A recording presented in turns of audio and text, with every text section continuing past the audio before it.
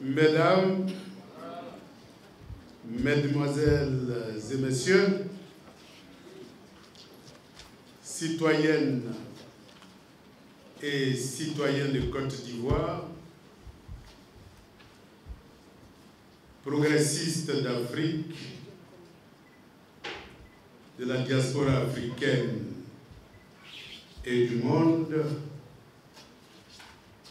chers parents, chers journalistes d'ici et d'ailleurs, je vous salue et je vous remercie d'avoir répondu à notre invitation. Beaucoup de bruit ont couru depuis ma proposition d'une candidature de précaution. D'abord sur ma personne, ensuite sur le contenu du message. J'ai gardé le silence parce que c'était un processus interne. Mais pour clarifier ma position, j'ai décidé de prendre la parole aujourd'hui. D'abord en me présentant, parce que beaucoup ne me connaissent pas et j'ai entendu et vu beaucoup de demi-vérités. Et ensuite en présentant ma proposition. D'abord, je suis Aouado Melo, né le 23 juin 1958 à Bongouaro. Mon père, c'est M. Sénékwa Don Melo, d'ethnie Agni, même si Don Melo paraît un peu curieux, et originaire lui aussi de Bongouaro. Et ma mère est Kwakwaou, d'ethnie Baoulé, originaire de Bouaké.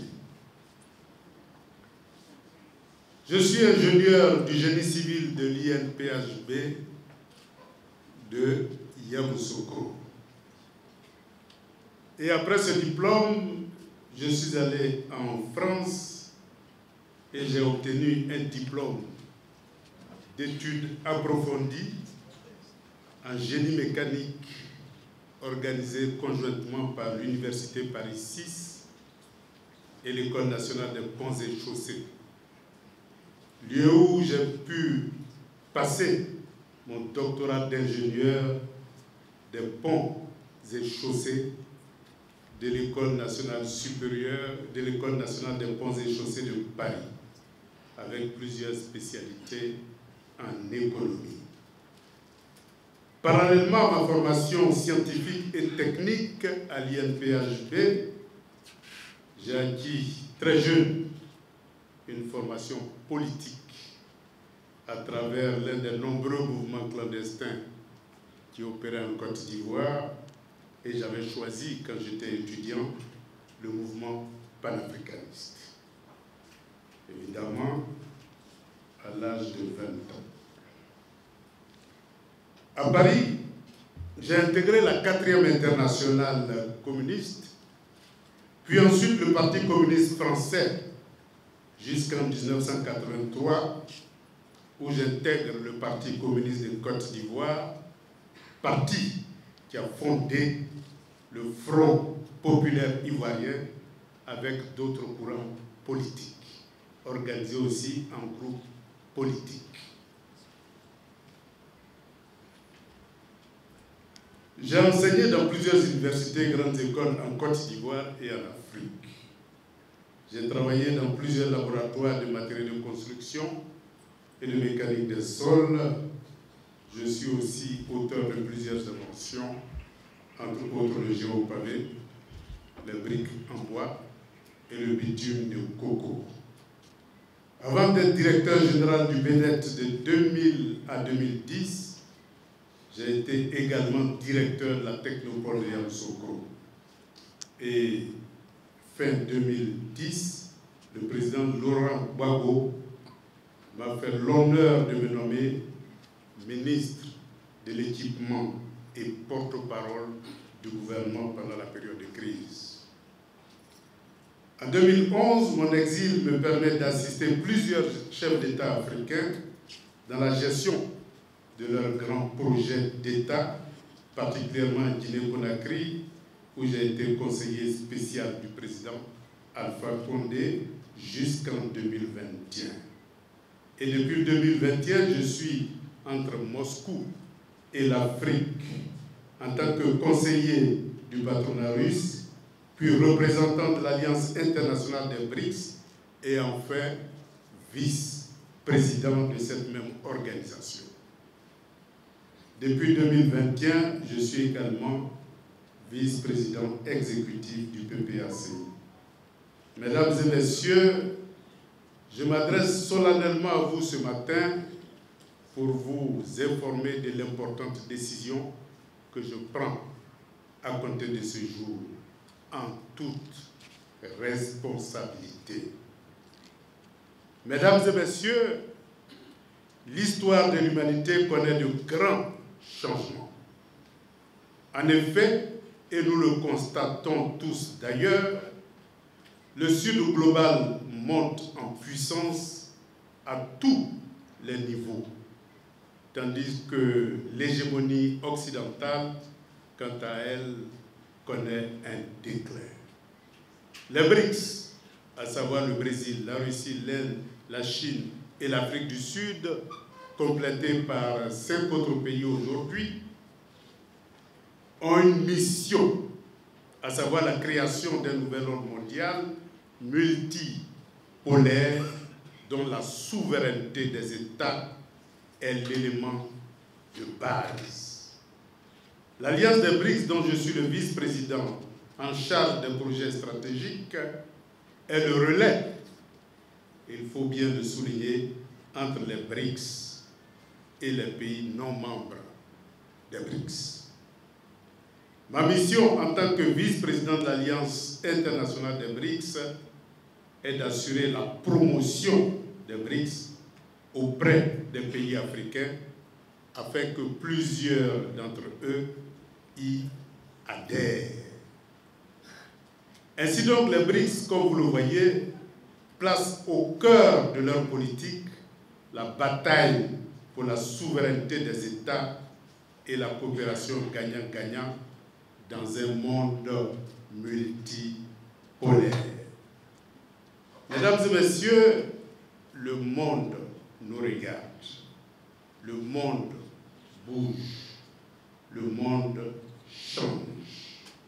Cette turbulence géostratégique n'épargne aucun État.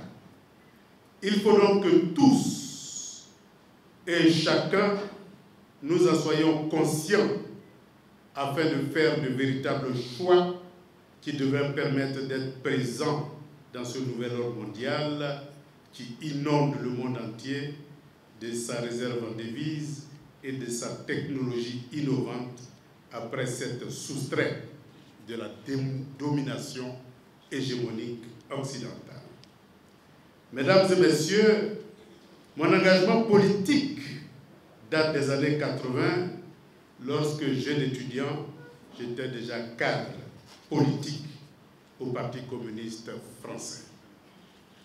En 1983, au domicile de Guy Laverty, avec Laurent Gbagbo, Lorignon Maurice et Fien Albert, nous avons créé la première base du Front populaire ivoirien en France et le premier mouvement politique ivoirien en France, le MID, dont j'étais le secrétaire général à 25 ans. Et je salue ici l'une des fondatrices de ce mouvement, Wawa Thérèse, ici présente.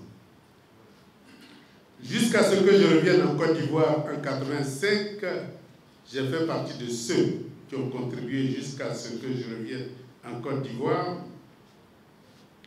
à l'élaboration des documents de base pour la création du FPI, à savoir statut, règlement intérieur et proposition pour gouverner la Côte d'Ivoire. En 1990, nous avons également contribué à l'avènement du multipartisme en tant que l'un des tout premiers prisonniers à Yamoussoukro et en tant que secrétaire général à l'organisation du Front populaire ivoirien et aussi secrétaire général du SINARES, section de Yamoussoukro. J'ai été président du comité de contrôle de 90 à 96 du Front populaire ivoirien et en 96, prenant en compte l'avènement du monde hégémonique triomphant, le FPI décide de s'adapter à ce monde qui sacrifiait la souveraineté de la Côte d'Ivoire, matérialisé par un nouveau programme de gouvernement, un nouveau statut et une alliance avec le Rassemblement des Républicains RDR. J'ai dit non à ce changement. Mon non à cette révision idéologique a conduit à la création d'un courant de pensée qui deviendra la Renaissance, dont l'objectif était de faire renaître la bataille pour la souveraineté de la Côte d'Ivoire. Mon non à cette révision idéologique nous a permis de faire des avancées théoriques et pratiques sur le chemin de la souveraineté. En 1999, après la rupture entre le FPI et le RDR, avant les élections présidentielles de 2000, je prends la décision de rejoindre le FPI et de conduire la gestion électronique des élections qui verront la victoire du président Laurent Gbagbo. Pendant 11 ans, à la tête du Bureau national d'études techniques et de développement, j'ai vendu l'expertise nationale à plusieurs pays africains. Mesdames et messieurs, nous avons combattu dès notre jeune âge pour l'avènement de la liberté d'expression pour tous les citoyens. Aujourd'hui, je suis heureux que les réseaux sociaux puissent donner à chacun le droit de dire ce qu'il veut, même les demi-vérités, les contre-vérités et autres calomnies, permettant ainsi de mesurer la maturité démocratique et intellectuelle du peuple de Côte d'Ivoire. Fondée sur la loi du droit à la différence et la loi du débat démocratique, dans le respect mutuel, les lois démocratiques permettent de passer de la foi à l'émotion, puis à la raison et à la connaissance scientifique fondée sur la preuve. Cette dernière, à savoir la connaissance scientifique fondée sur la preuve, n'est malheureusement pas à la portée de la majorité. La calomnie étant l'apanage de ceux qui sont dépourvus de maturité démocratique, nous les laisserons au jardin d'enfants de la démocratie. Le PPACI, issu du Front populaire ivoirien, a été créé en rassemblant en un bloc divers courants de pensée issus de la grande famille de la gauche, à savoir les libéraux de gauche, les sociaux-démocrates, les socialistes et les communistes, avec comme point commun la lutte pour la souveraineté et la conquête des droits socio-économiques. La vacance idéologique de ces 30 dernières années, après l'écroulement du mur de Berlin et les crises successives en Côte d'Ivoire, ont certainement eu raison des valeurs idéologiques et ont permis le passage progressif de l'idéologie à l'idolâtrie. Mesdames et messieurs, permettez-moi donc de me définir idéologiquement pour donner la possibilité à ceux qui veulent me juger d'avoir une référence idéologique. Je suis un démocrate, socialiste et souverainiste et panafricaniste issu du courant communiste. Le débat entre les divers courants de pensée ont tracé la marche du PPACI. Les propositions venant des différents responsables du parti font l'objet de débats internes faits de thèses, d'antithèses et de synthèses. La synthèse fait l'objet de résolutions ou de communiqués publics. C'est ce processus que nous avons entamé avant la convention de mai 2024 du PPACI, et c'est ce même processus qui se poursuit aujourd'hui à l'issue de la publication de la liste électorale définitive qui exclut notre candidat, le président Laurent Gbagbo. Dans la droite ligne de notre vision démocratique de l'alternance par les urnes, j'ai donc proposé par une note au camarade Laurent Gbagbo une nouvelle thèse qui nous permet de poursuivre la lutte démocratique en combinant celle-ci avec des candidatures de précaution qui permettraient d'éviter la politique de la chaise vide et enlèverait toute chance à l'alternance, ce qui serait une assurance tout risque pour le régime en place. Cette thèse a malheureusement fuité dans la presse en violation du principe de la démocratie interne.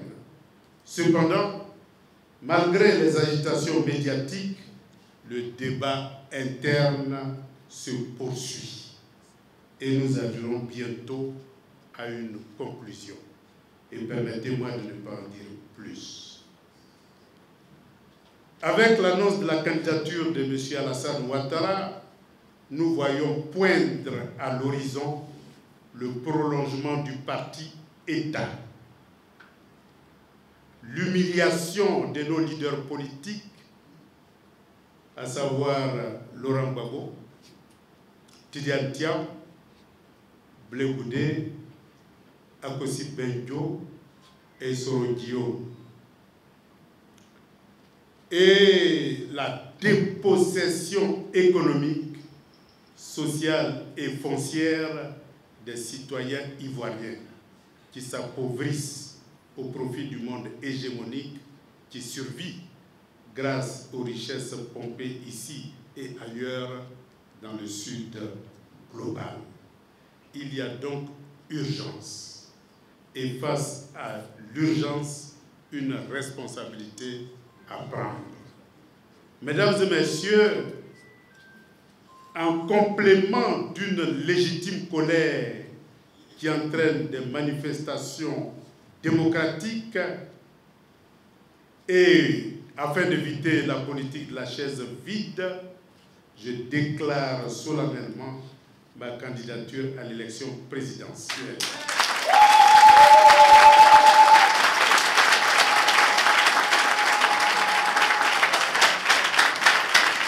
Cette candidature, je l'offre aux souverainistes et panafricanistes du Parti des peuples africains Côte d'Ivoire dans le cadre de la candidature de précaution, à toute la Côte d'Ivoire, à l'Afrique et à sa diaspora, avec pour objectif de ne point manquer le train des changements profonds menés par les BRICS et pour réaliser un destin commun avec l'AES, la CEDEAO et le continent africain dans le cadre d'un monde multipolaire. Mesdames et messieurs, je vous assure que ma fidélité à la lutte pour la souveraineté de l'Afrique ne souffre d'aucun doute et d'aucune trahison de mes convictions les plus profondes, fondées depuis mon entrée en politique. Ma longue trajectoire de militant des années 80 est restée fidèle à cet idéal, même quand presque toute la gauche africaine avait mordu à la maison de l'hégémonie occidentale après la chute du mur de Berlin dans les années 90. C'est cette fidélité inébranlable dans l'espace et dans le temps qui me vaut l'honneur d'être le vice-président de l'Alliance internationale des BRICS, poste que je perdrai si une trahison de la ligne est constatée. À ce titre, je suis fier de parcourir l'Afrique pour contribuer à la consolidation des souverainetés naissantes et au débat sur l'avènement d'un monde multipolaire. Ce n'est pas au moment où le vent est favorable à la lutte pour la souveraineté et l'avènement d'un monde multipolaire que je vais abandonner cette lutte.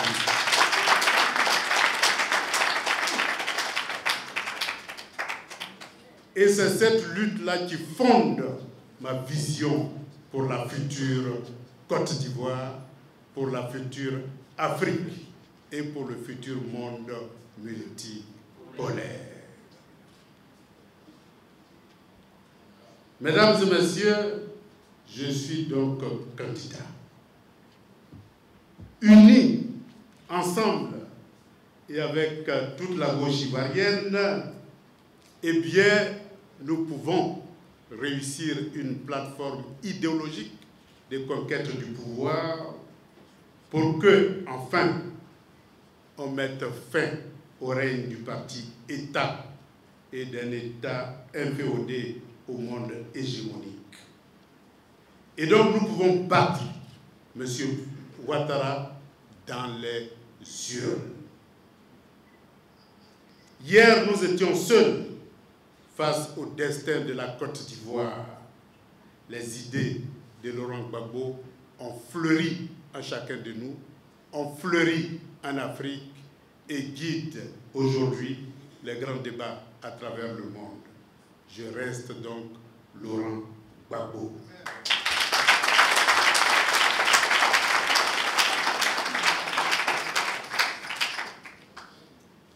Et aujourd'hui, nous le sommes encore plus pour la conquête de la souveraineté de la Côte d'Ivoire et que la Côte d'Ivoire serve de guide à la construction d'une Afrique nouvelle et d'un monde nouveau. Je vous remercie.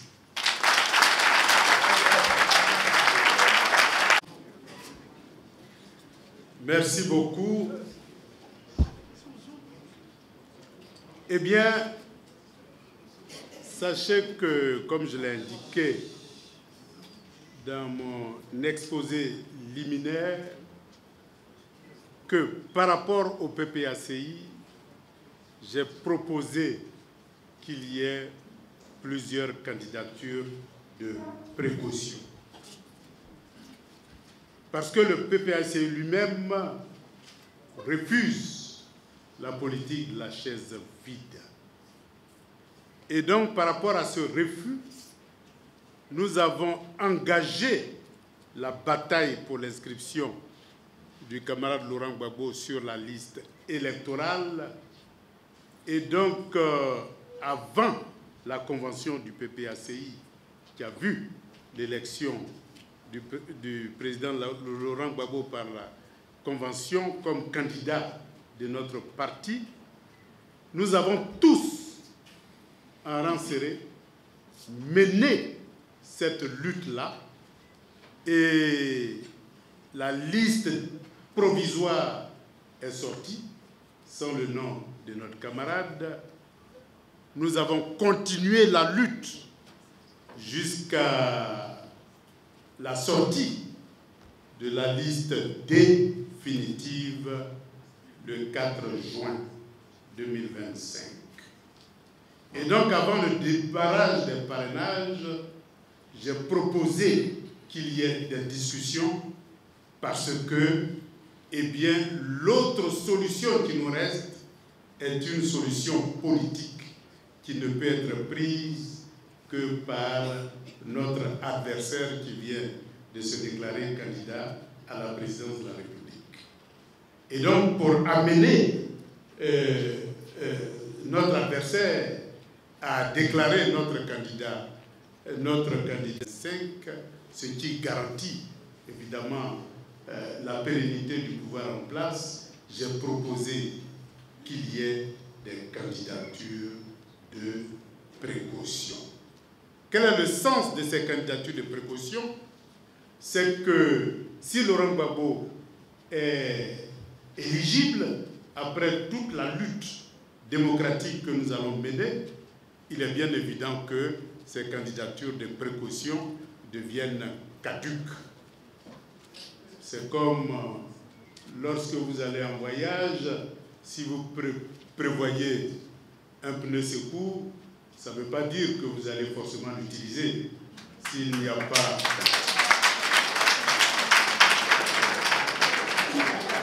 S'il n'y a aucun problème, eh bien, votre véhicule va jusqu'à la fin. Ben, s'il y a un problème et que vous avez un problème de pneus, il est bon de prévoir un pneu de rassemblement. Donc, la sagesse commande qu'on ait des candidatures de précaution, parce qu'on ne sait jamais. Et j'ai même proposé 2 ou 3 candidatures de précaution, parce que vous pouvez crever un pneu, mais aussi vous pouvez crever un deuxième pneu. Et si la route est longue en plein désert, ce n'est pas du tout conseillé d'être en plein désert sans pneu secours. Et donc j'ai proposé des candidatures de secours. C'est comme au football, on a toujours des joueurs de réserve. Quand il y a quelques-uns qui sont empêchés, eh bien les joueurs de réserve prennent automatiquement le relais. Mais si nous ne prévoyons pas toutes ces précautions, il est bien évident que ce qui nous reste, c'est d'être en panne à un moment donné lorsque eh bien, nous ne pouvons pas inscrire le nom de Laurent Gbagbo sur la liste électorale. Et donc c'est en toute responsabilité et pour éviter ce qui s'est passé en 2020 que j'ai fait ces propositions. Mais ces propositions n'ont pas été faites maintenant, ça a été fait avant la convention. Mais comme le débat n'a pas fuité, il est bien évident que vous n'étiez pas informés. Mais c'est un débat qui a commencé depuis que le risque d'inscription du nom de notre leader est apparu. Mais c'était un débat interne et avant la convention, nous avons eu un accord. Cet accord-là m'a amené à faire une déclaration publique pour inviter tous les militants à la convention et pour voter Laurent Gbagbo et de se mettre en rang de bataille pour l'inscription du nom de Laurent Gbagbo sur la liste définitive. Mais il est bien évident qu'à quelques mois des élections, si nous ne prenons aucune précaution, eh bien nous risquons de répéter 2020. Or 2020 n'a pas enlevé Ouattara du pouvoir. 2020 n'a pas permis de changer de régime. 2020 n'a pas permis d'arrêter l'humiliation de Laurent Gbagbo. Seule la conquête du pouvoir peut permettre de libérer Laurent Gbagbo, de laver son honneur et aussi de libérer la Côte d'Ivoire d'un régime dont on connaît toutes les caractéristiques actuellement. On n'a plus besoin de vous faire un dessin par rapport à ce régime. Et donc, notre choix est bien pensé, non pas pour être complice de Ouattara, mais pour le faire partir du pouvoir. Et c'est ensemble que nous pouvons faire partir Ouattara du pouvoir pour que demain, la Côte d'Ivoire ne souffre plus, pour que demain, nos leaders ne continuent plus à souffrir de ce régime. Voilà pourquoi il est important que nous prenions nos responsabilités. Si trahir la lutte, c'est d'enlever Ouattara, ben je préfère une telle trahison.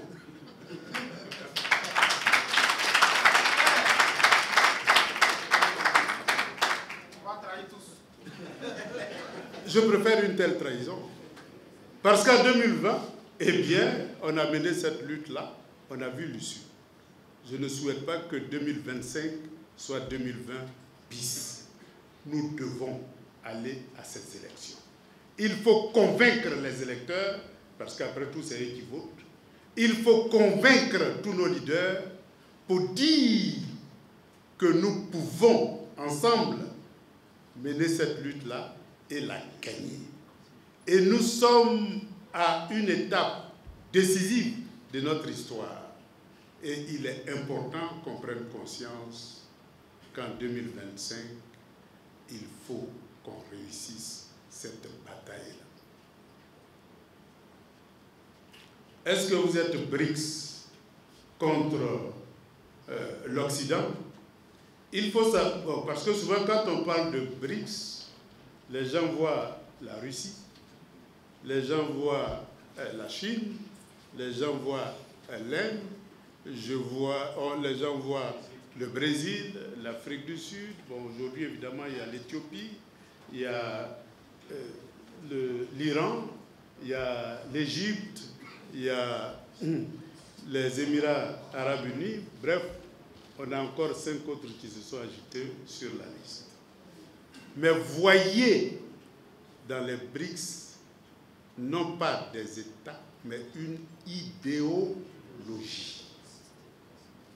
Et c'est cette idéologie-là qui a décidé de briser l'hégémonie occidentale. Et nous avons vécu dans notre chair les conséquences de l'hégémonie occidentale en 2011. Nous avons vu comment les sanctions qui frappent aujourd'hui la Russie ont commencé en Côte d'Ivoire. La Russie résiste, mais nous, on n'a pas pu résister. Et donc, la politique de souveraineté de la Côte d'Ivoire n'a pas pu être mise en œuvre tout simplement parce qu'on était seul, isolé, contre l'hégémonie occidentale. Et c'est les États-Unis, la France et tous les tirailleurs de l'Afrique de l'Ouest qui se sont abattus sur la Côte d'Ivoire. On n'a pas pu résister, on est tombé. En tirant donc les leçons de cet échec de 2011, je me suis personnellement assigné pour mission de ne plus être seul. Et ma présence au sein de l'Alliance internationale des BRICS, qui est différente des BRICS, parce qu'il ne faut pas confondre les BRICS qui sont les États, et l'Alliance internationale qui est une organisation dont l'objectif est de promouvoir les idéaux des BRICS, à savoir la bataille pour la souveraineté et pour un monde multipolaire. Donc c'est comme ça qu'il faut voir les BRICS, une idéologie. Et c'est cette idéologie-là qui correspond exactement à mes convictions profondes et au texte fondateur du Parti des peuples africains Côte d'Ivoire. Et donc, oui, certains peuvent lire ça comme une bataille entre BRICS et l'Occident, mais ce n'est pas les pays membres des BRICS qui vont venir mener notre combat. Ce n'est pas vrai. Parce qu'eux, ils s'inscrivent dans le respect des souverainetés des États. Et donc, ils ne viennent pas pour changer les États, mais ils viennent tout simplement pour coopérer avec les États existants. C'est notre devoir, si nous voulons nous inscrire dans la logique d'un monde multipolaire, de nous libérer des chaînes qui fondent l'hégémonie occidentale dans notre pays. Et ces chaînes-là, on les connaît. C'est d'abord les accords de défense. C'est ensuite les accords monétaires. Et enfin, c'est tous les contrats de concession de nos richesses, les licences d'exportation de nos richesses et les arrêtés de concession définitive qu'on délivre à tout bout des champs pour exproprier la Côte d'Ivoire de sa propriété foncière. Voilà le monde hégémonique tel qu'il se manifeste. Demain, nous devons donc couper les liens coloniaux qui unissent encore la Côte d'Ivoire à l'ancienne puissance coloniale. C'est en coupant ces liens coloniaux que nous sommes capables de nous auto-déterminer et donc d'être dignes d'appartenir au nouvel ordre mondiale. Sans cette coupure des liens coloniaux, il est impossible que les BRICS ne nous acceptent. Voilà pourquoi jusque-là, il n'y a que des pays comme l'Afrique du Sud, l'Éthiopie et évidemment l'Égypte en Afrique, qui sont admis dans le club des BRICS parce qu'eux, ils n'ont plus aucun lien avec les anciennes puissances coloniales et ils s'auto-déterminent. Et ils choisissent librement leurs partenaires partout où leur intérêt les conduit à choisir ces partenaires-là. Or, nous, qui sommes dépossédés de notre épargne, qui sommes dépossédés de notre monnaie, qui sommes dépossédés de notre armée, il est bien évident que nous ne sommes pas libres de coopérer avec qui on veut. Voilà l'obstacle majeur. Et donc, toute la campagne que nous faisons à travers le monde, dans le cadre des mondes multipolaires, eh bien, le premier conseil, c'est qu'il faut que vous soyez souverains. J'ai contacté beaucoup de pays africains. J'ai parcouru beaucoup l'Afrique. Et je sais quels sont les obstacles à un monde multipolaire. Il faut faire sauter ces obstacles-là pour qu'on puisse tirer profit de ce monde multipolaire. Aujourd'hui, par exemple, si vous voulez commercer avec la Russie, c'est impossible. Parce que toute la transaction financière passe par l'Europe. Et comme l'Europe a sanctionné la Russie, aucune transaction financière n'est possible. Donc, un homme d'affaires russe, même s'il vient en Côte d'Ivoire avec sa carte de crédit, ça ne fonctionne pas. Pourquoi voulez-vous qu'il vienne investir en Côte d'Ivoire? Même s'il veut acheter notre cacao, ici c'est 2 000 francs le kilo, Borchamp. En Russie, c'est 12 000 francs le kilo.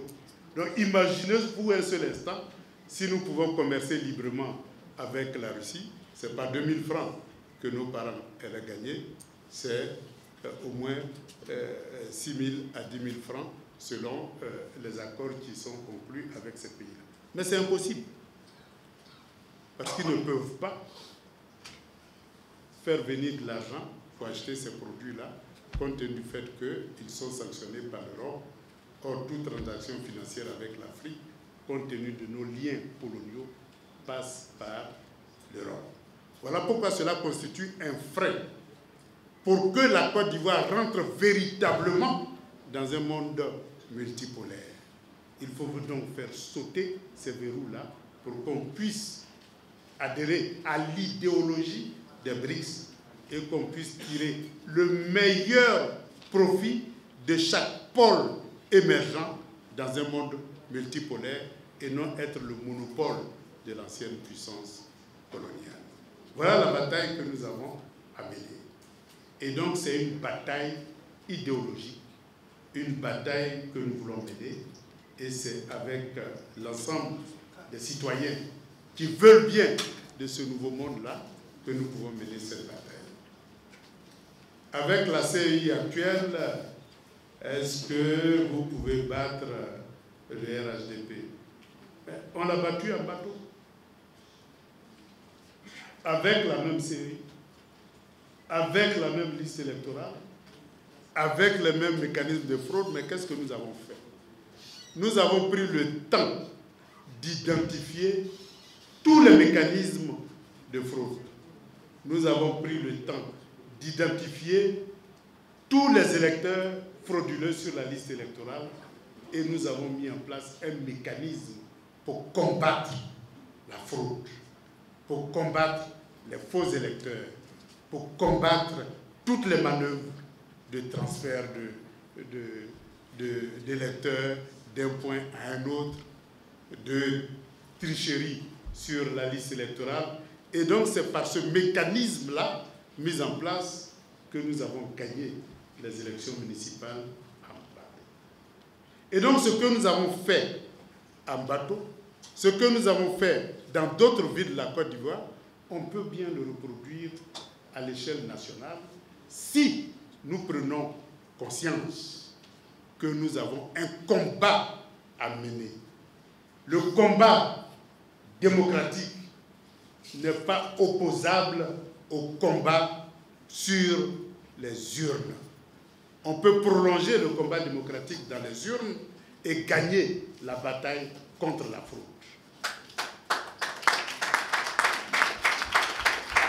Et donc, ce ne sont pas deux batailles opposées, c'est deux batailles sur deux terrains différents.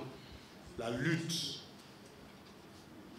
démocratique dans les rues, dans les grands espaces, etc., etc., et la lutte antifraude autour des urnes. Ces deux luttes-là, nous devons être capables de nous organiser pour les mener. Si nous voulons gagner, il n'y a jamais de liste parfaite. Et en 90, non plus, la liste n'était pas parfaite. Il n'y avait même pas une commission électorale indépendante. Nous avons décidé d'aller aux élections. Nous avons tiré les leçons de toutes les méthodes de fraude et c'est ces leçons-là qui nous ont permis de gagner en 2000. Et donc, la lutte pour des élections démocratiques est une lutte permanente. La lutte contre la fraude est une lutte permanente. Si nous devons attendre pour qu'il y ait une liste parfaite, une CI parfaite, des conditions parfaites d'élection, eh bien, la perfection n'est pas de cette terre. Même en 2010, j'avais en charge la gestion électronique des élections de 2010. Mais s'il n'y avait pas ce mécanisme de gestion électronique de 2010, dans lequel nous avons mis en place tout le dispositif de détection des PV frauduleux, on n'aurait pas eu d'argument pour démontrer que c'est nous qui avions gagné les élections de 2010.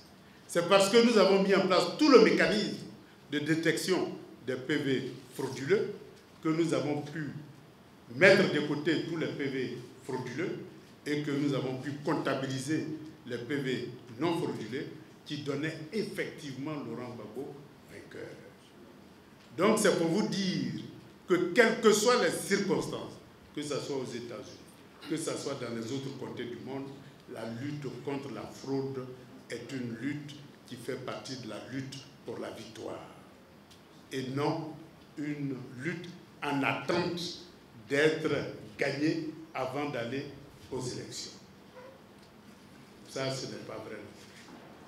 Et donc, nous devons prendre conscience que nous devons nous battre contre la fraude si nous voulons gagner les élections, comme on l'a déjà fait à travers les élections locales. Nous avons donc à prioriser les combats. Parce que à quoi sert de se battre pour des élections justes et transparentes si nous n'avons pas de candidats? C'est comme vous allez débroussailler un terrain, vous dépensez de l'énergie, de l'argent et du temps pour que vous ne participiez pas du tout à ces compétitions. À quoi ça vous sert? Donc la priorité veut qu'on ait des candidats qui vont jouer le jeu démocratique et qu'ensuite on continue la bataille pour des élections justes et transparentes. Maintenant, si nous constatons tous que les conditions ne sont pas réunies, ensemble nous pouvons aviser. C'est un processus, c'est un combat et nous devons nous engager dans ce processus-là en remplissant la première condition, c'est-à-dire avoir des candidats éligibles. Et c'est comme ça qu'on peut gagner les autres batailles et qu'on peut avoir des conditions d'élection justes et transparentes. Donc être candidat n'est pas antinomique de lutte pour des conditions d'élection justes et transparentes. Au contraire, ça vous donne une motivation supplémentaire d'engager la lutte pour des élections justes et transparentes. Et nous allons engager cette bataille-là, ne vous en faites pas.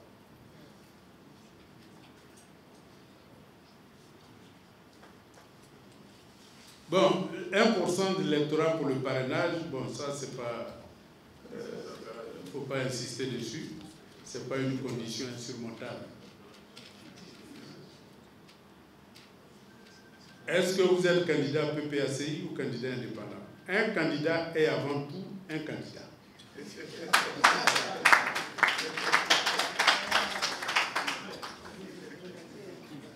Le code électoral reconnaît à tout citoyen remplissant un certain nombre de conditions d'être candidat avec ou sans parti politique.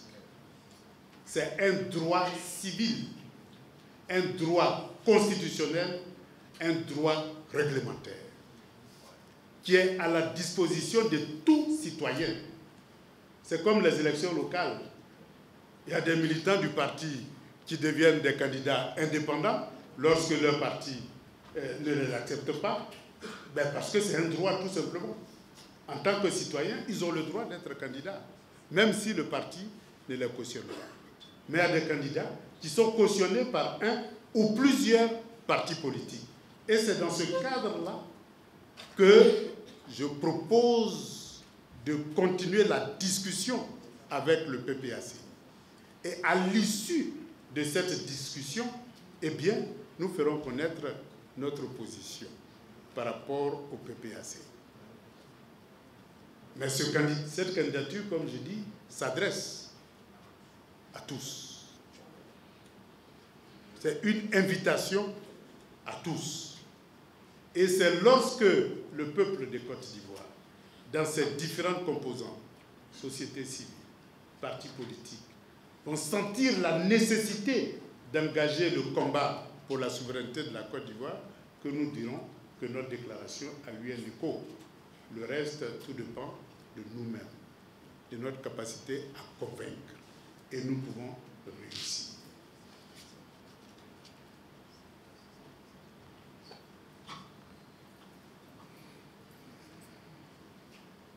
Vous roulez pour le parti au pouvoir. Non, je roule contre le parti au pouvoir.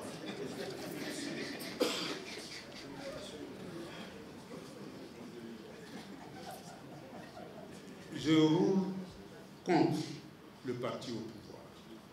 Et je me suis donné les moyens. Si nous réussissons à rassembler le maximum de citoyens autour de ce combat, eh bien, je me suis donné les moyens de dégager ce parti-là.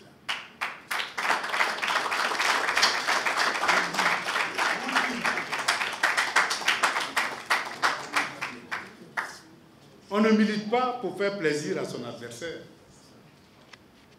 On ne milite pas pour contenter son adversaire. On milite pour battre l'adversaire. Et la politique de l'alternance que nous avons engagée est une politique qui permet de créer les conditions de l'alternance et aussi les conditions d'une alternative. Et l'alternative que je propose, c'est la souveraineté de l'État de Côte d'Ivoire. Et cette souveraineté-là, nous pouvons la gagner ensemble. Ce n'est pas par l'abstention ou par le boycott qu'on va gagner cette victoire. Parce que le boycott, eh bien, c'est comme si vous ne jouez pas à une compétition nationale, vous ne pouvez pas espérer avoir la coupe. Eh bien, donc, si nous boycottons, comme on l'a fait en 2020, ne soyons pas surpris que ce régime-là soit encore en place demain. Voilà pourquoi je refuse le boycott. Voilà pourquoi je discute pour que nous évitions ensemble le boycott avec le PPAC. Et cette discussion-là, comme je l'ai souligné, continue. Elle continue. Et bientôt, on aura une conclusion par rapport à cette discussion. Donc, ne vous en faites pas.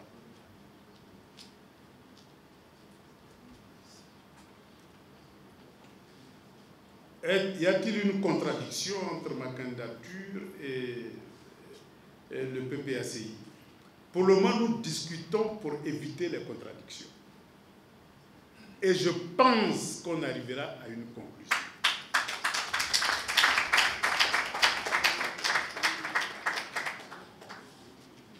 Et donc, il n'y a pas pour le moment de contradiction entre la position que je prends par rapport au PPACI qui rentre dans le cadre de ma candidature de précaution que je propose au PPACI. Ce n'est pas du tout antinomique. Et c'est pour cela que le débat continue en interne. Mais permettez-moi de ne pas en dire plus si je suis en relation parce que c'est comme ça fuit. Et quand ça fuit, le débat tombe dans la rue au lieu de continuer comme un débat interne au PPACI. Donc je n'en dirai pas plus. Sachez tout simplement que le débat interne continue. Voilà les premières réponses à ces premières questions. En tout cas, merci au docteur Hervé Mello. Avant de prendre une autre série, si l'on le permet, je vais rapidement présenter que toutes les batailles pour la souveraineté ont échoué.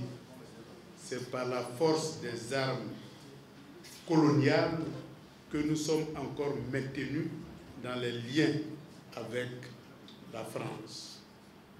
Et donc, la première décision, c'est de mettre fin aux accords militaires et de faire partir toutes les armées étrangères du sol ivoirien.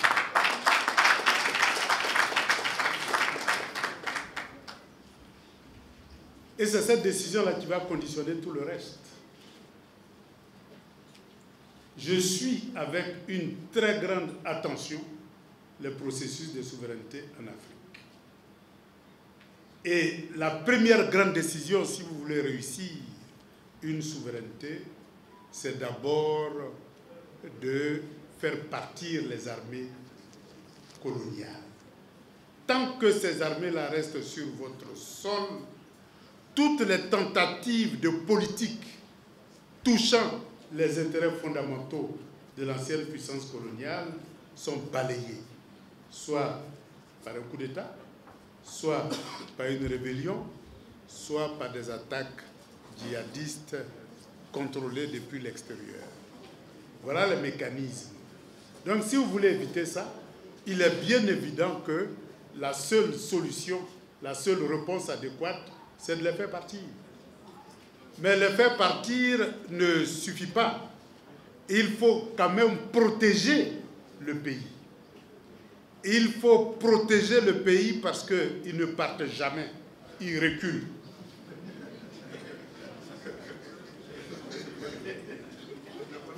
Ils reculent, mais ils ne partent jamais. Au sein de l'AES, ils n'ont fait que reculer, mais ils ne sont pas partis. Ils sont à côté, ou même à l'intérieur. Et donc, pour éviter qu'après recul, ils ne reviennent, eh bien, il faut tisser des alliances stratégiques avec des pays qui sont capables de détecter tous leurs mouvements, de détecter tous leurs plans et de mettre en place des mesures qui permettent d'éliminer les menaces autour de la souveraineté. Donc des accords stratégiques. Et volontairement, je choisirai les pays membres des BRICS pour signer ces accords stratégiques-là, pour assurer la sécurité et la défense du territoire ivoirien.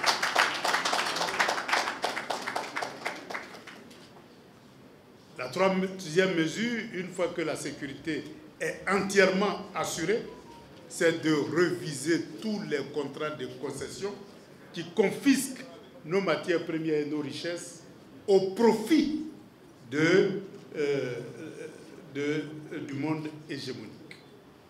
Voyez-vous que toutes les réserves minières que nous avons, lorsqu'on signe des contrats de concession de ces réserves minières, la Côte d'Ivoire n'a que 10%.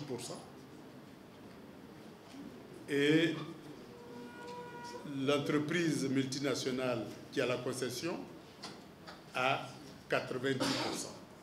Ça veut dire que nous ne pouvons jamais constituer un stock d'or capable de soutenir une monnaie indépendante et souveraine. Donc il faut réviser ces accords-là qui puissent nous permettre d'avoir suffisamment de réserves en or. Il faut réviser aussi les licences d'exportation de nos matières premières pour que ce soit des opérateurs nationaux qui exportent nos matières premières au prix négocié sur le marché international pour avoir des réserves en devises. Et c'est lorsque nous aurons suffisamment de réserves en devises et de réserves en or que nous pouvons financer l'industrialisation de la Côte d'Ivoire et de passer de l'économie des matières premières à l'économie des matières grises. Mais en plus, tous les secteurs clés de l'économie, qui sont des secteurs qui sont utiles pour l'ensemble des citoyens. Je parle de l'eau. Savez-vous qu'aujourd'hui, notre eau, eh bien, selon les chiffres récents, la Côte d'Ivoire n'est propriétaire qu'autour de 5%. Ça veut dire qu'aujourd'hui, eh bien, si nous sommes en conflit avec les propriétaires de notre eau, on peut ne pas avoir de l'eau à boire. Et donc, ce secteur aussi stratégique doit être entièrement ou majoritairement sous contrôle de l'État de Côte d'Ivoire et des nationaux.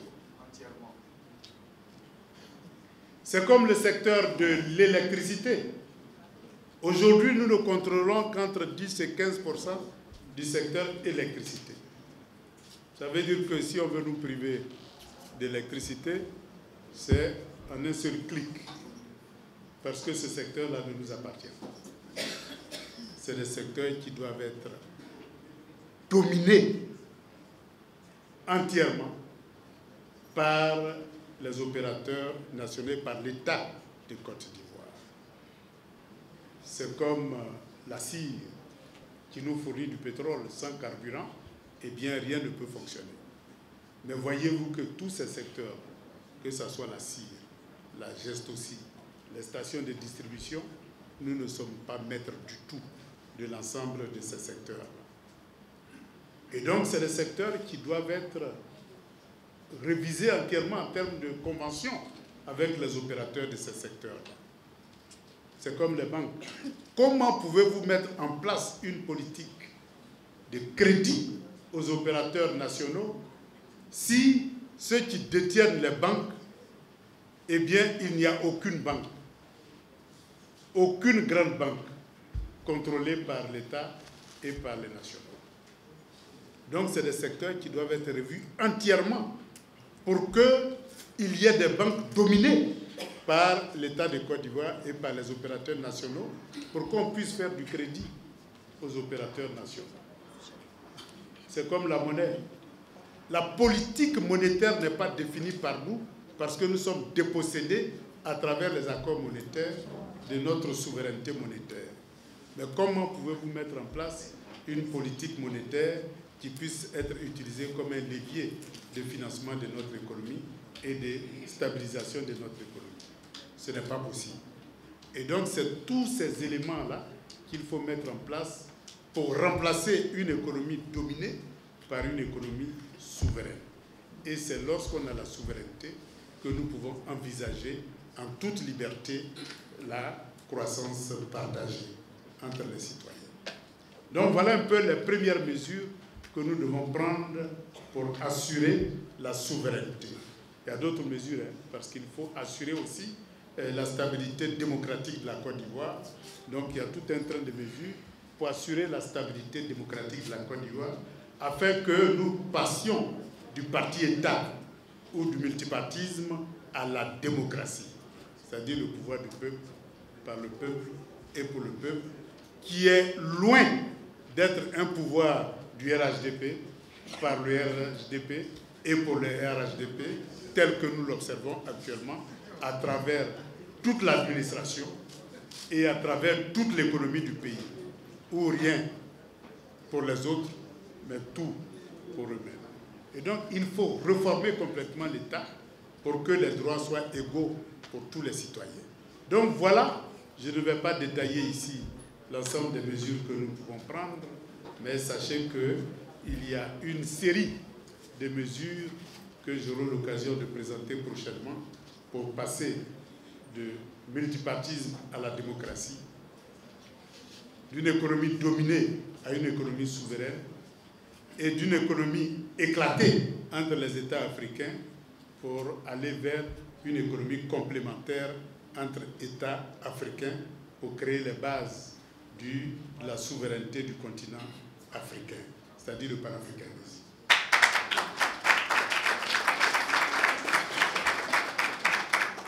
Donc nous avons un rêve pour la Côte d'Ivoire, nous avons un rêve pour l'Afrique de l'Ouest, nous avons un rêve pour le continent africain.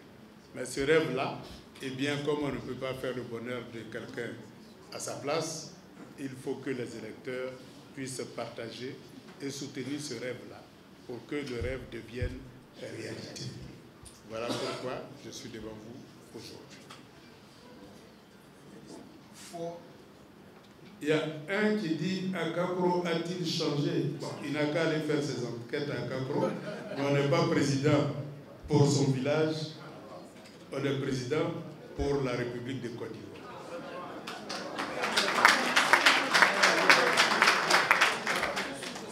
Les habitants d'Akakro eux-mêmes diront ce que j'ai fait pour le village, mais ce n'est pas à l'ordre du jour aujourd'hui.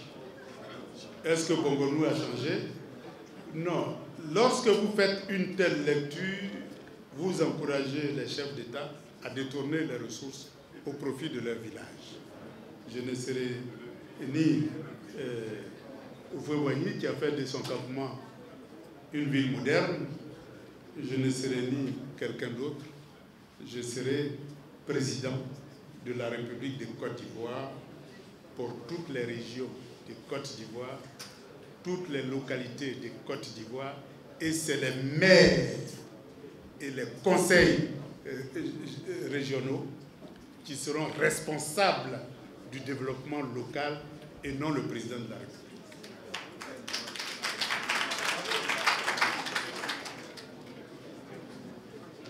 Et c'est pour cela que lorsque nous avons eu le pouvoir en 2000, la première opération que nous avons réalisée, c'est la décentralisation et la communalisation à 100% de l'ensemble du territoire ivoirien.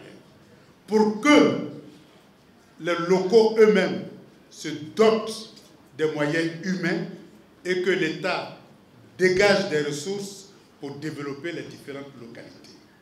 C'est comme ça qu'on peut, par une décentralisation accompagnée d'une affectation de ressources, eh bien, les différentes localités peuvent être développées.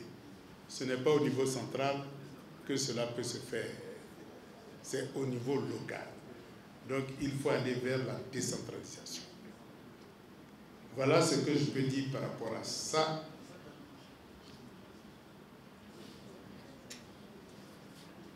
Bon, de là à dire que vous êtes membre fondateur, je ne vais pas mener ce petit débat.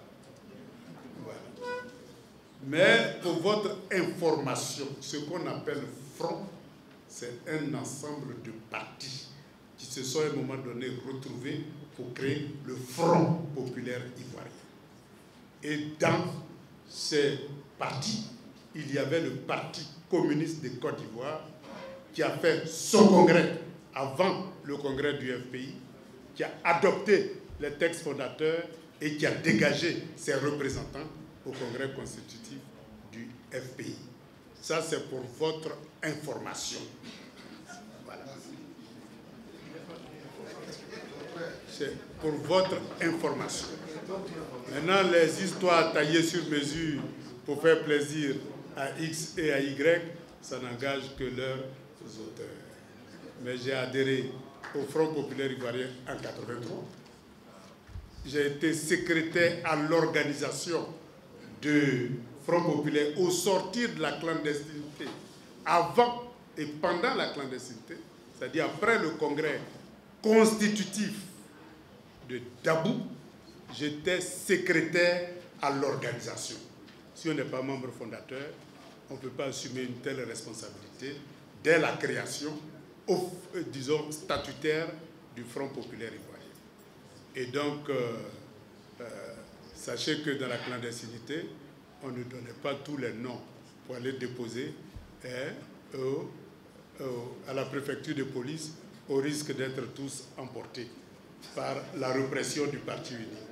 Donc ça aussi, en tant que stratège, sachez qu'il n'y avait que des stratèges au Front populaire ivoirien à l'origine de sa création. Et ces stratèges-là savaient à tout moment ce qu'il fallait faire pour déjouer tous les pièges, tous les obstacles qu'instaurait le parti unique sous le passage du parti unique au multipartisme. Et donc, de grâce, arrêtez ce débat. Voilà. Ce n'est pas honorable et ce n'est pas rendre honneur à tous ceux qui ont perdu souvent leur travail, qui ont perdu souvent leur vie, qui ont perdu leur vie sous les lourdes dalles du parti unique. Madame Ouaha Thérèse est membre fondatrice du FPI, mais elle n'a pas son nom sur la liste. Il y en a plusieurs dans cette salle, on peut les désigner. Donc voilà pourquoi je dis, ne nous arrêtons pas à des histoires fabriquées sur mesure pour faire plaisir à quelques-uns. Et comme le disent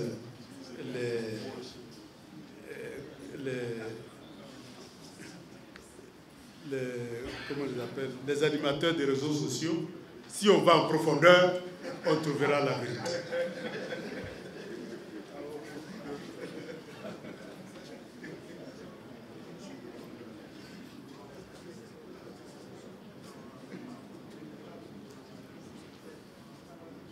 Si vous êtes trois, comment est-ce que vous allez choisir? Le PPACI est organisé.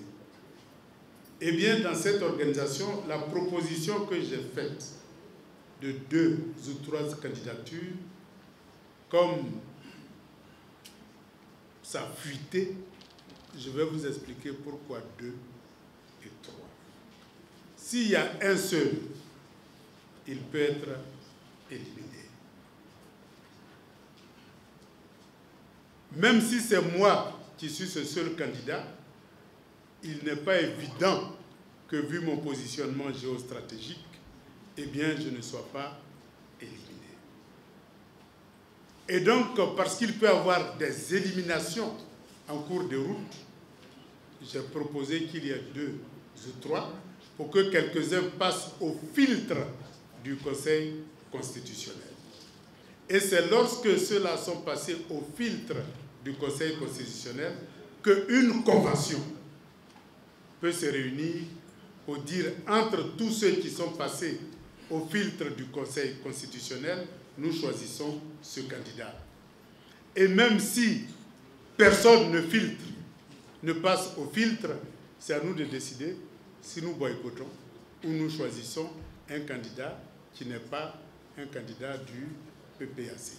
C'est un choix libre et souverain de la Convention. Et donc, il faut se donner toutes les options possibles pour ne pas être absent aux élections de 2025, comme nous l'avons été en 2020. Voilà le sens profond des candidatures de précaution que j'ai proposées. Et donc, les instances du parti sont là pour décider de ce qu'il faut faire au moment donné. Mais pour le moment, évitons la politique fiction pour nous consacrer sur la réalité. La réalité aujourd'hui, c'est de se battre et de continuer à se battre pour que le nom de Laurent Gbagbo soit sur la liste électorale, mais de prendre toutes les précautions pour qu'on évite la politique de la chaise vide. Voilà dans quelle direction, en toute responsabilité, je m'exprime.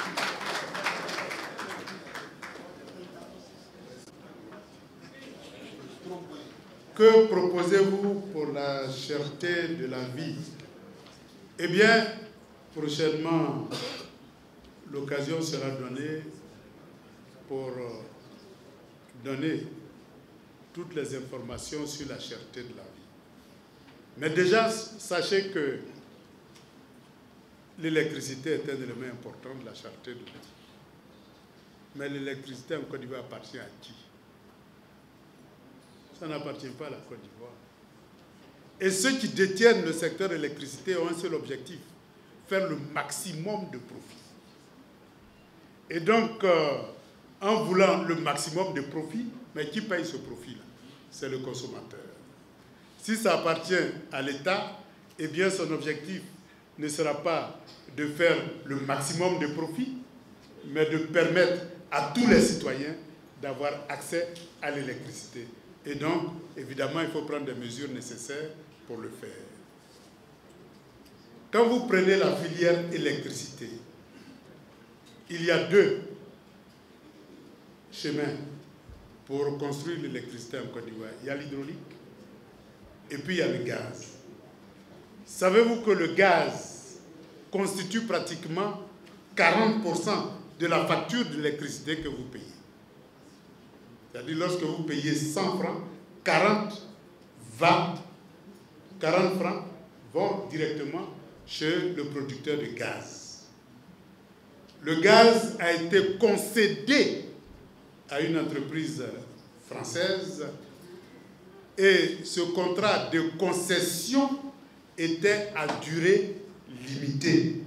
Et donc, après cette durée-là, eh bien, tout le gaz ivoirien devait revenir aux Ivoiriens. Et donc, évidemment, si ça revenait aux Ivoiriens, eh bien, les 40 francs sur les 100 francs que vous payez, l'État peut réduire. Et en réduisant, eh bien, ça permet de baisser le prix de l'électricité. Et donc, quand je parle de contrôle des secteurs stratégiques qui touchent à la vie de chacun, c'est pour que l'État contrôle l'ensemble de ces secteurs sensibles et stratégiques pour pouvoir contrôler le prix de ces secteurs-là et permettre aux Ivoiriens de s'éclairer. Aujourd'hui, tout le secteur de l'électricité a été éclairé. Mais l'État n'a que 15%. Et donc, tout le bénéfice, eh bien, va à l'extérieur de la Côte d'Ivoire.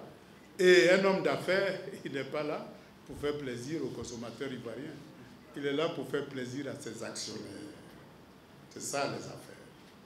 Et donc, que le consommateur pleure, pour lui, l'essentiel, c'est que l'actionnaire rit en augmentant son profit. Même si c'est pour affamer toute une population, ça, ce n'est pas son problème. Et donc, l'autre élément qui conditionne la cherté de la vie, eh bien, c'est le carburant. Parce que tout ce qui se produit se transporte. Mais aujourd'hui, notre politique d'achat du carburant, notre politique de transformation du pétrole brut en pétrole fini, en carburant, est entièrement contrôlée par des multinationales extérieures à la Côte d'Ivoire. Donc, évidemment, ils n'achètent la matière première qu'avec eux-mêmes, c'est-à-dire où ils ont des puits de pétrole. Mais pour vous donner un exemple, savez-vous qu'à Moscou, le prix d'un litre d'essence transformé, raffiné, qu'on met dans la voiture, ça ne dépasse pas 250 francs CFA si on convertit le rouble en francs CFA. C'est pour vous dire qu'au lieu d'aller acheter cher dans un pays,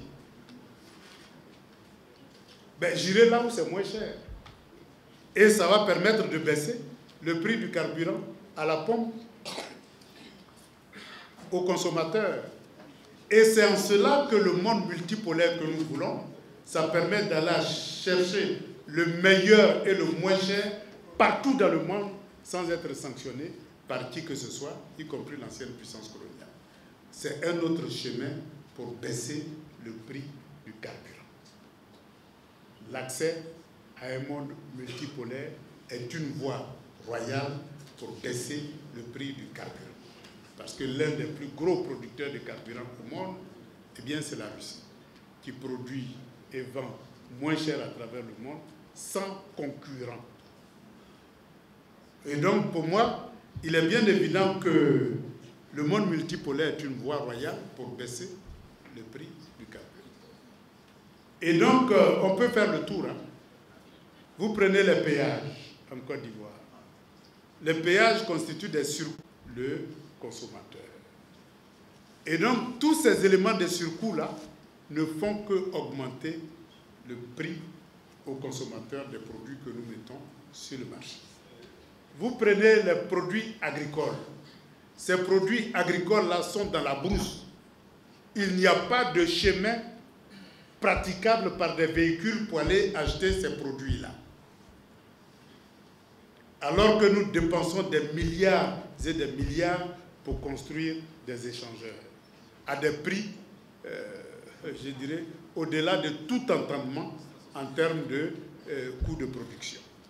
Et donc, ces dépenses énormes dues à des surfacturations, eh bien, pouvaient servir à avoir accès aux zones agricoles et donc sortir ces produits-là à bas prix. Mais dès lors que vous ne pouvez avoir ces produits-là que sur la tête ou à vélo, il est bien évident qu'en termes de coût, eh bien, pour que ça accède au marché, ça sera très cher. Donc, il y a toute une politique de désenclavement des zones agricoles pour pouvoir avoir des produits moins chers. En plus, c'est des produits, parfois, qui sont transportés avec du carburant moins cher, avec des camions chers, avec du carburant cher, des camions chers, et quand ça arrive sur le marché, avec tous les péages que nous avons, toute la corruption sur la chaîne des transports, il est bien évident que quand ça arrive dans nos assiettes, c'est trop cher. Donc il y a beaucoup de facteurs qui conditionnent la cherté de la vie. Et tous ces facteurs-là, il faut les identifier et puis les traiter pour que la vie baisse. Mais cela exige un gouvernement qui a la volonté d'accéder à la souveraineté et la volonté d'utiliser les ressources d'un monde multipolaire. Donc voilà un peu comment on peut réduire la cherté de la vie.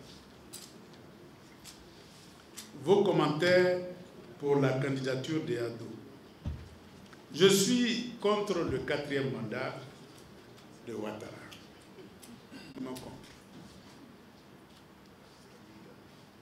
Maintenant, comment l'éviter sans le dégageant du pouvoir? Il peut être candidat, mais s'il ne gagne pas ces élections, il ne fera pas de 4e mandat. Et donc, la seule façon de l'empêcher de faire un 4e mandat, c'est de le battre dans les urnes. Et si nous sommes unis, c'est un challenge qui est à notre portée. C'est nos divisions qui créent les conditions de pérennisation du pouvoir en place.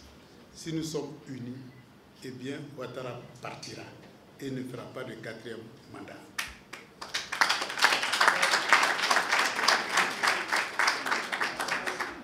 On voulait faire un 3e mandat. Le débat était chaud au Sénégal. Non à un 3e mandat, oui à un 3e mandat. Et un de ses lieutenants est sorti. Macky Sall l'a battu dans les urnes et il n'a pas fait un 3e mandat. Et donc sa volonté de faire un 3e mandat a été interrompue par la volonté du peuple. Donc c'est le peuple, derrière un leader, qui peut renverser la situation. Mais ici, nous avons la chance, nous avons la capacité de créer une plateforme idéologique, je dis bien une plateforme idéologique pour la conquête du pouvoir. Les plateformes qui existent aujourd'hui sont des plateformes de bataille démocratique. Ce ne sont pas des plateformes de conquête du pouvoir. Il faut passer de ces plateformes-là à des plateformes idéologiques avec évidemment des alliances possibles pour pouvoir conquérir le pouvoir d'État et empêcher Ouattara de faire un 4e mandat. Parce que jusque-là, eh bien, Ouattara n'avait même pas droit à un 2e mandat. Il avait droit à un seul mandat. Par les armes et par la corruption, il s'est donné un 2e mandat. Il n'avait pas droit de changer la Constitution pour un 3e mandat. Il s'est imposé un 3e mandat. Bon, il utilise plusieurs artifices. À titre exceptionnel, je me présente, par défaut de candidat, je me présente, parce que j'ai un bilan élogieux, donc je me présente, et donc, chaque fois il trouve une raison, et sa raison devient constitution ivoirienne. Et donc, nous devons prendre conscience que pour l'empêcher de faire un 4e mandat, ben, il faut le faire partir, c'est tout. Mais le faire partir comment? Nous sommes des démocrates, il n'y a qu'une seule voie, les urnes. Et c'est par les urnes que nous sommes capables de le faire partir. Mais ces urnes-là ne peuvent être utilisées que par la volonté populaire. Donc, c'est cet appel-là que nous voulons lancer. Tous ceux qui se sentent aujourd'hui frustrés par le parti État, tous ceux qui sont sur la liste électorale, qui veulent un changement, doivent savoir une chose, et bien utiliser la voie démocratique, et parmi ces voies démocratiques, il y a la voie des urnes.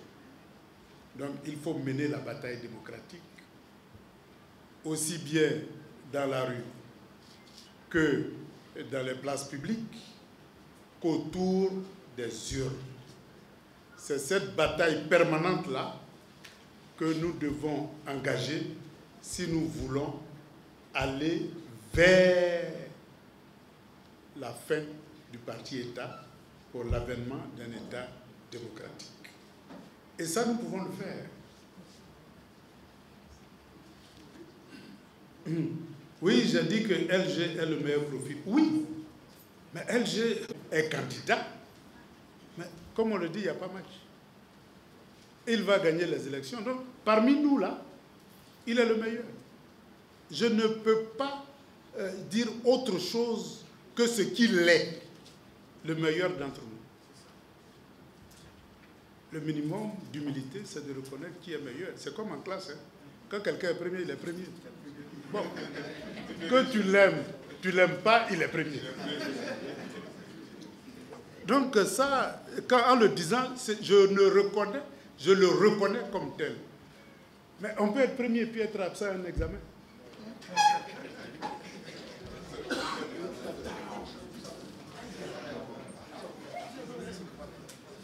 Voilà. On peut être premier puis être absent à un examen. On peut être la belle fille du monde et puis être absent au concours Miss Côte d'Ivoire ou Miss Monde. Donc, aujourd'hui, en matière de sport, Drogba est le meilleur des meilleurs. Mais il ne peut plus aller au stade. Donc, c'est ça la réalité. Donc, Gbagbo Laurent est le meilleur parmi nous, à gauche. Il n'y a rien à faire.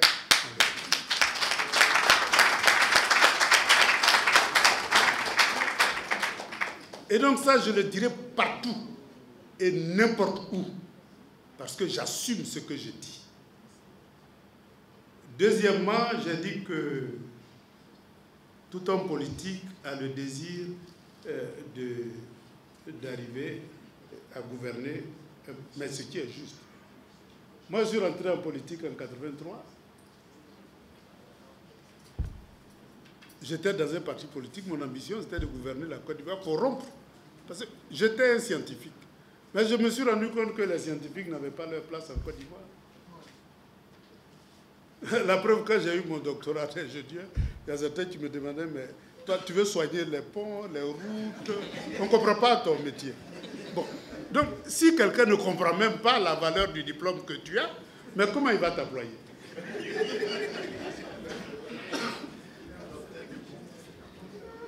Donc, pour moi, les conditions ne sont pas réunies pour faire éclore le génie scientifique et technique des Ivoiriens et des Africains.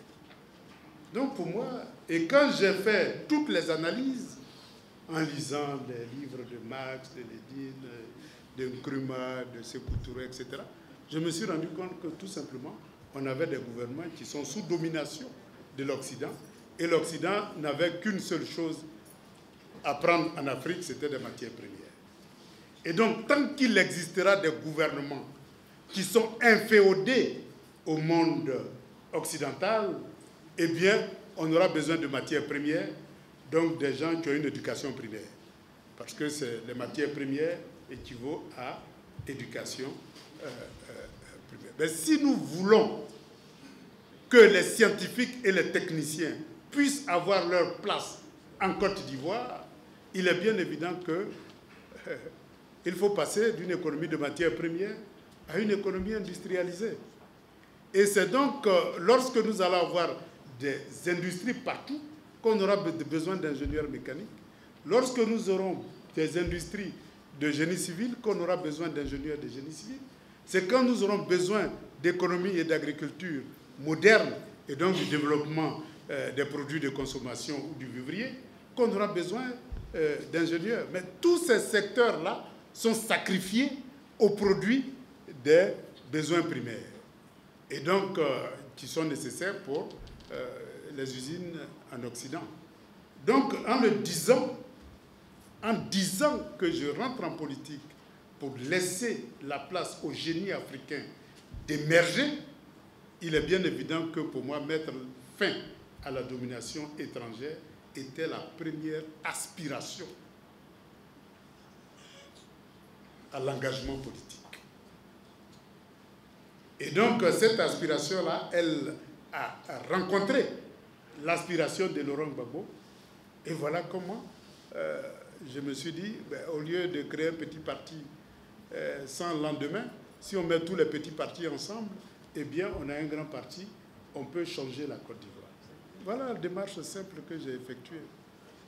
Voilà. Donc, le lien est d'abord un lien idéologique. Et il a été secrétaire général du FPI, puis président du FPI et président de la République. Mais il est le meilleur d'entre nous.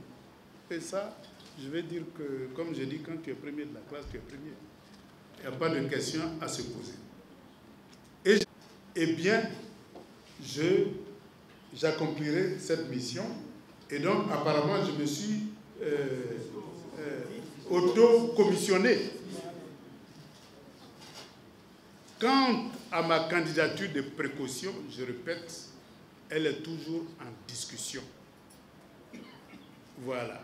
Et donc, je ne vais pas tirer des conclusions aujourd'hui, parce que je discute.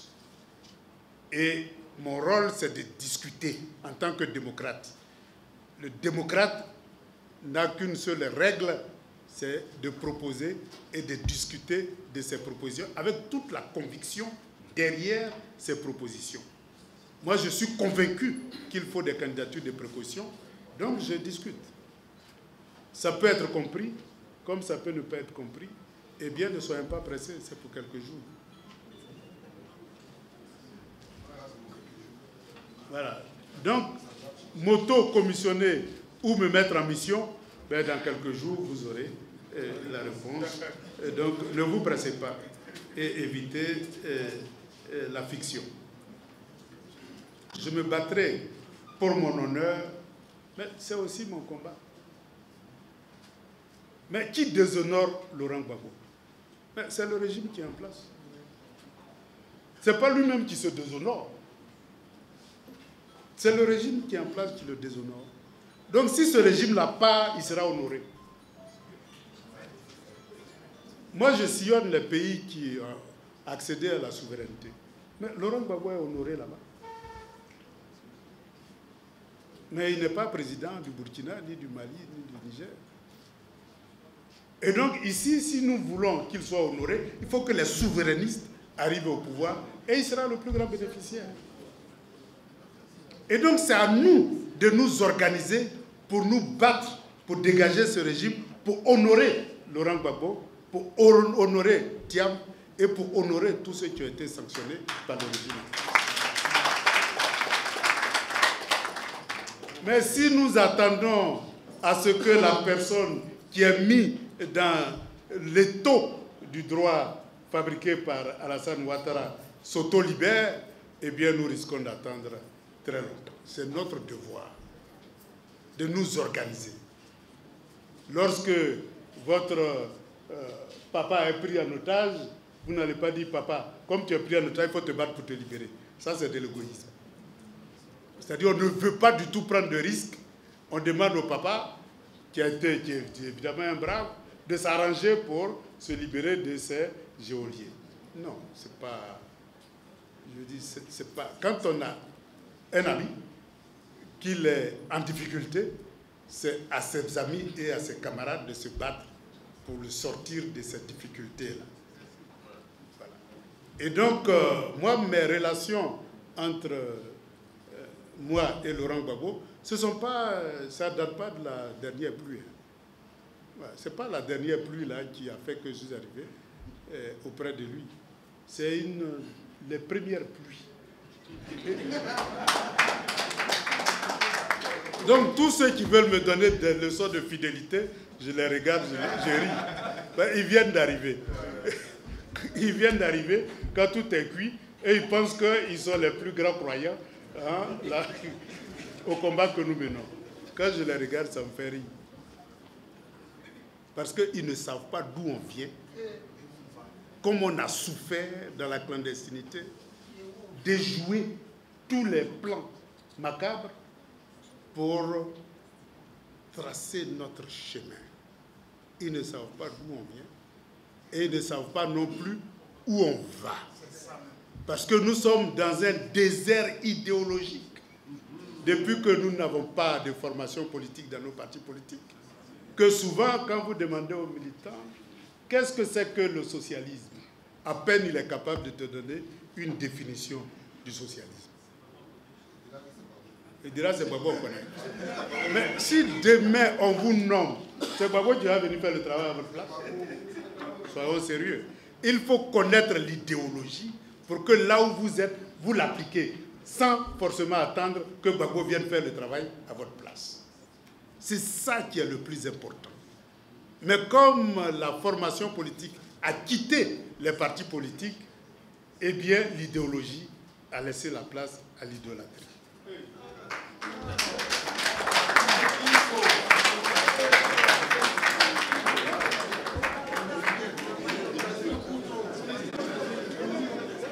Et donc, vous avez des militants, vous leur demandez l'article 1 de votre statut, ils ne connaissent pas. L'article 2 de votre statut, ils ne connaissent pas. Je parle sous le contrôle d'un membre du comité de contrôle.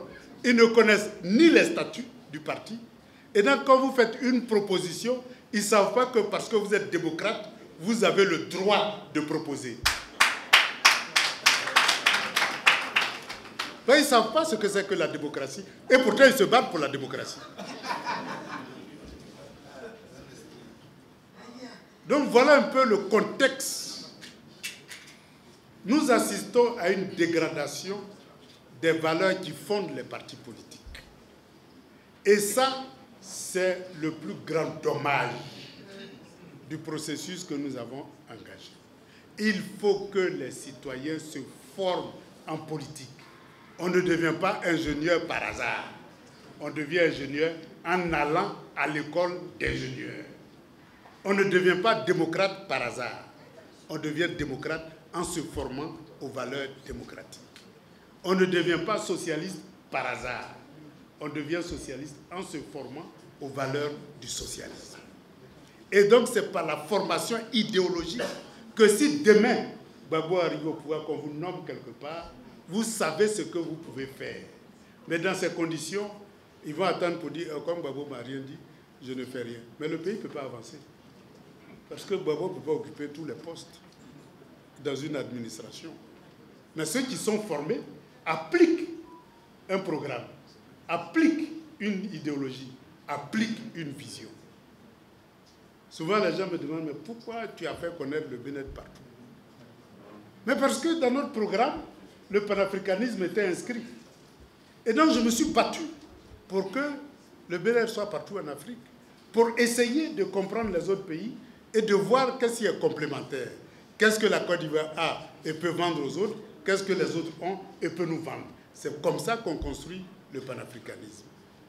Mais si je n'avais aucune formation idéologique, j'allais attendre. Et j'avais un gros prétexte. On a été nommé en 2002. Crise, rébellion. La rébellion a coupé le pays en deux. Il y avait un prétexte pour dire, bon, comme c'est la guerre, bon, je ne fais rien. Mais quand on est formé idéologiquement, quel que soit l'obstacle, on trouve le chemin pour avancer. Et sans formation idéologique, vous ne pouvez pas avancer.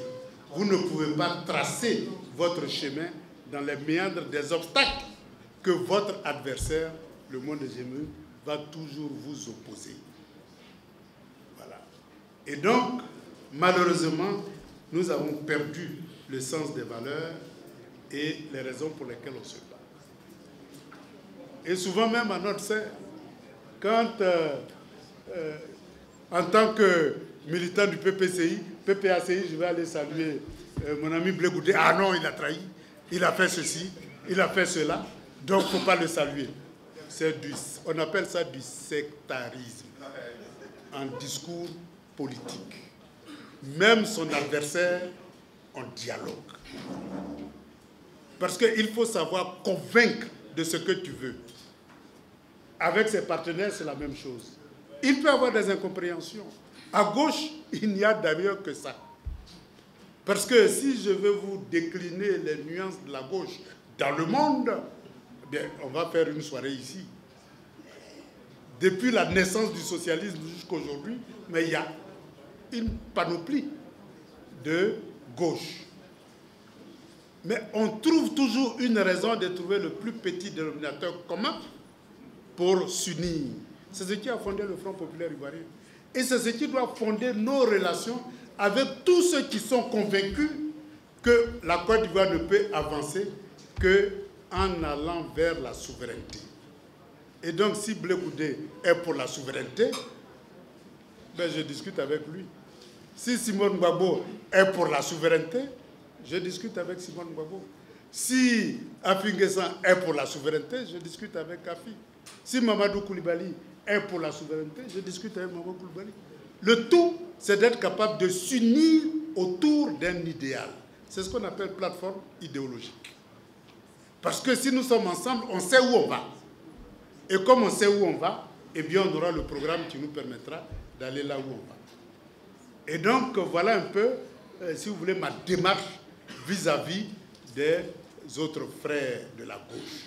Mais cette démarche-là, ce n'est pas le sectarisme, l'esprit sectaire qui va m'empêcher de le faire.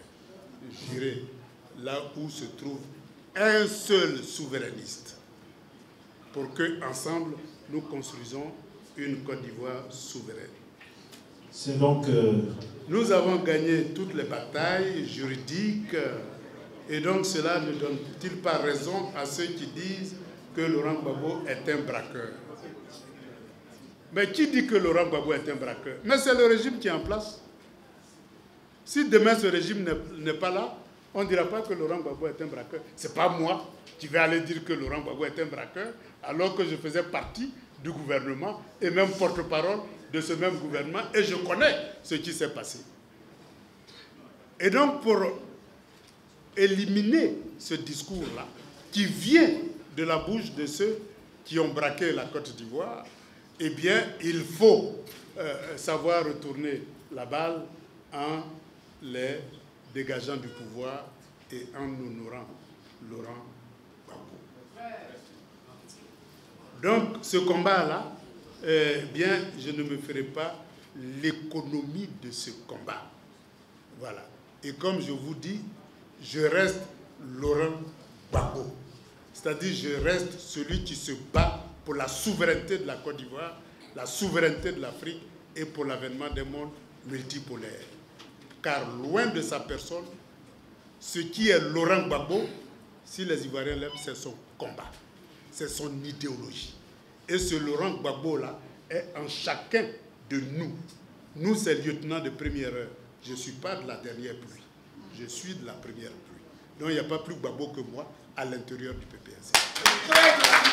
Voilà, c'est